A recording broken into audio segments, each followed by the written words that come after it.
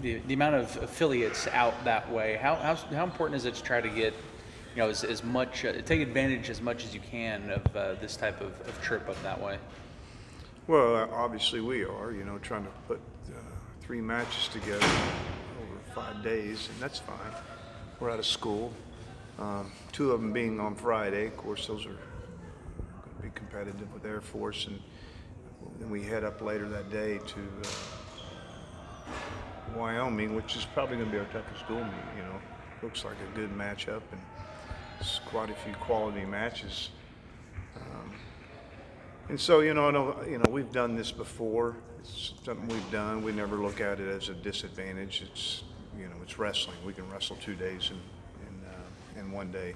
So, and we'll have a bunch of our student athletes over at the Reno tournament on Sunday. And so we got a lot of wrestling going on. So we're going to be covered up in about 3 states with Oklahoma State wrestlers. Yeah, I know the Fridays is something you guys have done traditionally, but you haven't done that leg to Utah. Yeah, that extra match. Well, just a responsibility. They're on our conference, and I don't know if we've ever been there in our history, and wrestled. I'm not sure. I can't remember ever as a coach being there. So that's something I'm looking forward to. Quality. They got several good weights, and between the 3 teams that we're going to be dueling, and all of them have individuals that are quality. Of course, Wyoming's got a nice team returning from last year. Obviously, before Wyoming got into the Big 12, you obviously still had some matches with them with the connection with Mark and whatnot. But how have you seen that program build since becoming a conference affiliate? Well, it's helped all of us, not just them. Yeah, it's gotten stronger.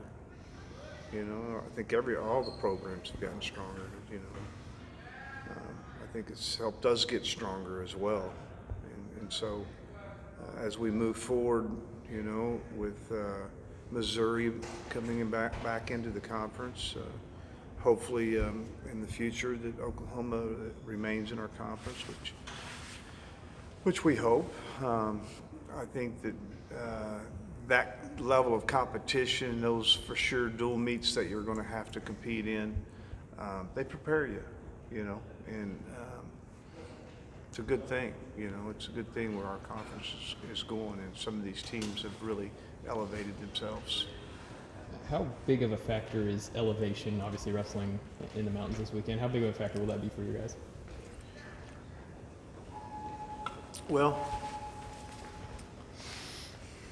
yeah, it's there. So what? We've had a lot of teams that have gone up there. Let's wear them out in altitude. That's the way I look at it. So, yeah, I mean, a lot of it's that first day we're in and out, and we show up, we wrestle the next day 2 matches. That's kind of what you want to do, but it exists, and I don't know. We seem not to have a whole lot of problem with it. Do you have to do anything to get AJ to reset? I don't know if emotionally is the right word after the scuffle. He's obviously got a big match in Wyoming. Yeah, just I think for him it's just preparing each week. I mean, I think we're going to see him in a lot of key matches, and a lot of dual meets that guys are pretty good. Big 12 first off's pretty good at the weight class. And then some of the teams that we wrestle outside the conference has got pretty good 97-pounders. So I think every week, pretty much every week or every dual meet, you're going to see AJ in front of somebody that's quality. You spoke on the little scuffle at the end of the Bedlam thing after the duel. Having some time, do you have any further comment on that? No, I think that sometime today, I know the commissioner of our conference is going to reprimand both athletes, and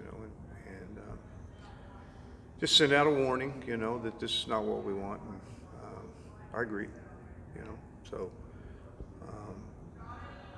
I think that these two guys aren't going to all of a sudden fall in love with each other. So we just need to keep them away from each other, and you know, maybe likely next match not shake hands, you know, at the end of the match. So,